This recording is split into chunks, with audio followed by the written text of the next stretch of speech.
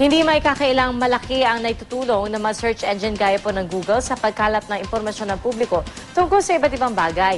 Pero alam niyo po ba na base sa isang pag-aaral, malaki rin ang naitutulong ng mga search engine sa ekonomiya? Balita hatid ni Trisha Zafra.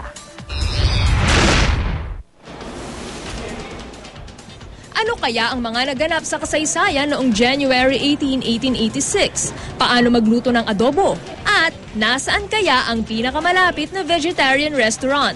Lahat daw ito, Google lang ang katapat. Tuwing may kailangang malaman o may hinahanap na impormasyon, ang laging ang sambit, i-Google mo.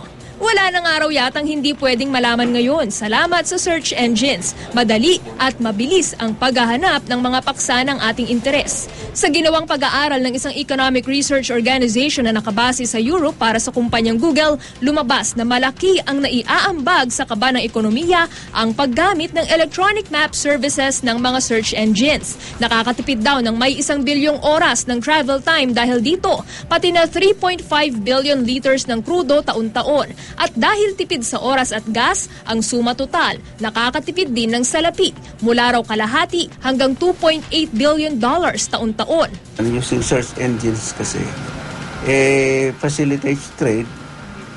Kung ang trade ay lumaki, it adds to the growth, no? GDP growth. Kaya nga raw hindi nagpahuli ang taxi driver na si Mang Nonong at sinubukang gumamit ng Google Maps sa pamamagitan ng cellphone. Umaasa siyang makakatipid din sa oras at gas na mapupunta sa kanyang kita. Pero natapyasan pa raw ang kanyang take-home dahil kailangang bayaran ang internet access. Ang Google Maps kailangan mag-load ka eh. Pag naubos na, wala na. Tapos na. Kasi 50 rin 50 per a day.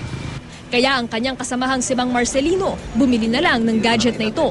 Kasi itong Metro Manila, hindi ko masyado kabisado nung una. Umaasa ako sa pasahero. Yun nga, kaso pag hindi alam ng pasahero, hindi ko rin siya maihatid. Pero nagka-GPS na ako, yun, kahit saan, wala nang tinatanggihan. Bukod pa sa negosyo, God's gift to academe din daw ang search engines. Kung hindi ko alam, wala sa stock knowledge, sa search sa Google. Nakakatulong siya para makasagot ako sa mga tanong ng prof. Hindi mo po kailangang gumalaw-galaw. Kumbaga yung kamay mo lang pinggagalaw. The learning experience is more rich. They are part of the searching for knowledge. It's not just you telling them this. Okay, I'm writing on the board. I don't use the board anymore. Pero kung minsan, nakakasama rin daw ang abot kamay na impormasyon. Papa-reaction paper ka. Magtataka ka sa 50 na estudyante mo, mga 1/4, pare-pareho sila ng expression. So ginugol ko, exact na particular paragraph na yon, kinopy-paste. Anong time namin, prepared ka, meron kang term paper to submit. So days or weeks before, nagre-research ka na. Ngayon, it's just done overnight and cramming. Malaki rin daw ang naitutulong sa propesyon ng medisina ang search engines ayon sa dentistang si Dr. Carlos Pizarro. Kaya lang, dahil nagkalat daw ang maraming impormasyon sa internet, may mga pasyenteng basta na lang daw naniniwala sa mga ito. Kung minsan, sila ang pumipili ng gamot. Mas gusto ko to kasi sa nabasa ko sa internet, mas mahusay to kaysa yung isa. Ang information na kukuha natin sa internet ay dapat hindi natin siya pagkakatiwalaan basta-basta.